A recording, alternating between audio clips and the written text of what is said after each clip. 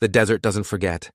Its silence stretches for miles, broken only by wind against stone or the crunch of dry earth beneath your boots.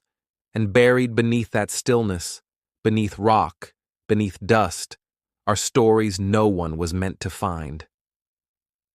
In 1940, two archaeologists hiked deep into the Nevada backcountry to a place called Spirit Cave. They weren't looking for anything special, just another dry shelter, maybe some clues left behind by early inhabitants of the Great Basin. It was routine work, cataloging, mapping, preserving. But what they found changed everything.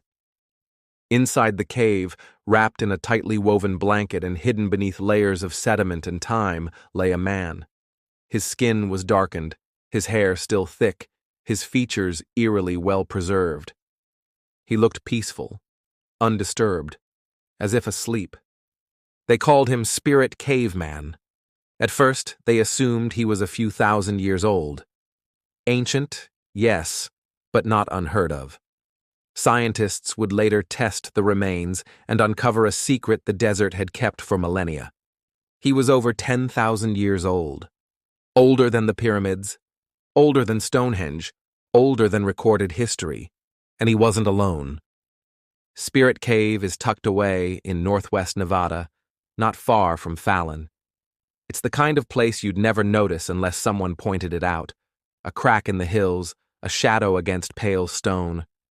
But it's dry, very dry. And in the desert, dryness is a preservative. Sydney and Georgia Wheeler, a husband and wife archaeological team, were surveying caves in the area as part of a Works Progress Administration, WPA project. They were focused on understanding the lives of early Native Americans in the region. On one of their digs, they entered Spirit Cave and began sifting through the layers.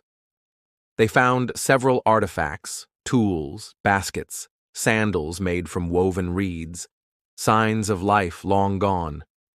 Then, deeper in the shelter, they unearthed something unexpected. A burial. It wasn't elaborate, just a bundle, wrapped in woven fabric and secured with cordage. Inside was a man's body, positioned on its side, knees slightly bent. His hair was black, streaked with gray. His teeth were intact. His skin was leathery but preserved. It was a haunting discovery. Human remains were not unusual for archaeologists working in the region, but the state of preservation was extraordinary. The Wheelers recorded the burial, took photographs, and carefully packed the mummy along with other remains found nearby. The collection was transferred to the Nevada State Museum, and then it sat in storage. For decades. For most of the 20th century, there was little urgency to study the Spirit Cave remains. Radiocarbon dating didn't exist in 1940, and with other archaeological discoveries pouring in across the Southwest, the mummy was simply logged as another ancient burial, somewhere between 1,500 and 2,000 years old. That estimate would prove staggeringly wrong. In the 1990s, as scientific methods advanced, researchers began revisiting older collections to test for age and DNA. The Spirit Cave mummy was among those selected. Radiocarbon testing of the clothing and hair delivered a shock. He had died around 9,400 BCE. That made him more than 10,000 years old, the oldest known natural mummy ever found in North America. And with that revelation, everything changed. The Spirit Caveman wasn't just old, he was ancient in a way that rewrote timelines. At the time, the prevailing theory of early American settlement was that humans crossed the Bering Land Bridge from Siberia around 13,000 years ago, bringing with them the Clovis culture. The Clovis model posited a single wave of migration, followed by rapid spread across the continent. But here was a man whose remains didn't quite fit that narrative. Anthropologists noted certain skull features that seemed atypical for modern Native American populations. Some suggested he resembled Polynesian or even Ainu features. Others speculated about unknown or parallel migrations. Theories swirled, some grounded in science, others wandering into pseudoscience. The mummy became a flashpoint in the growing debate over who the first Americans really were, and that's when the controversy started. In 1997, anthropologist Richard Jantz and his team requested permission to conduct DNA analysis on the Spirit Cave remains. But the Falun Paiute Shoshone tribe, whose ancestral lands included the region surrounding Spirit Cave, stepped forward. They demanded that the remains be returned to the tribe under the Native American Graves Protection and Repatriation Act, NAGPRA. They believed the mummy was their ancestor.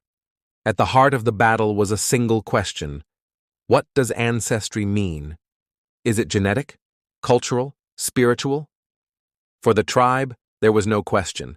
The Spirit Caveman came from their land. His bones belonged with his people. But scientists resisted. They argued that without further analysis, there was no definitive proof of cultural affiliation. The age of the remains predated known tribal history. They wanted to study the body, extract DNA, and learn what they could before any potential reburial. The case dragged on for years. Lawsuits were filed, emotions flared. For Native communities, it wasn't just about one mummy. It was about centuries of being denied rights over their ancestors. For scientists, it was about understanding the deep past of human migration. And so, the man from Spirit Cave, who had survived 10,000 years in silence, became the center of a bitter, modern-day war. For nearly 2 decades, the Spirit Cave mummy remained in limbo, locked away, untouched, unburied.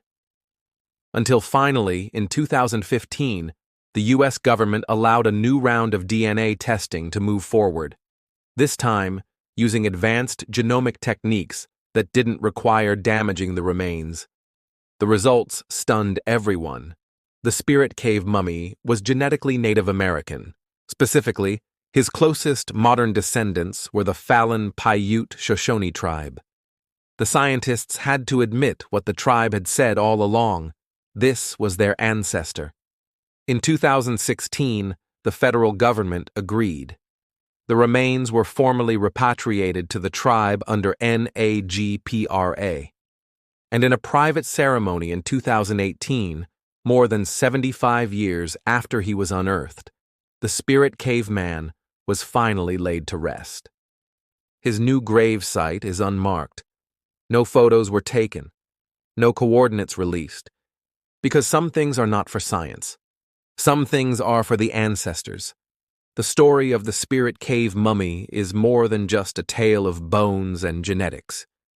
It's a story about who gets to tell history. For decades, the scientific community dominated the narrative, often dismissing oral traditions, tribal knowledge, or spiritual claims. But in the end, science and tradition converged. The DNA proved what stories had always said, that the people who walk this land now are not separate from the people who came before. They are the same. Their blood is ancient. Their roots run deep. And in the hills of Nevada, the desert finally got to whisper one of its secrets home. Thank you for listening to Deserted Trails. Subscribe for more forgotten stories from the old frontier.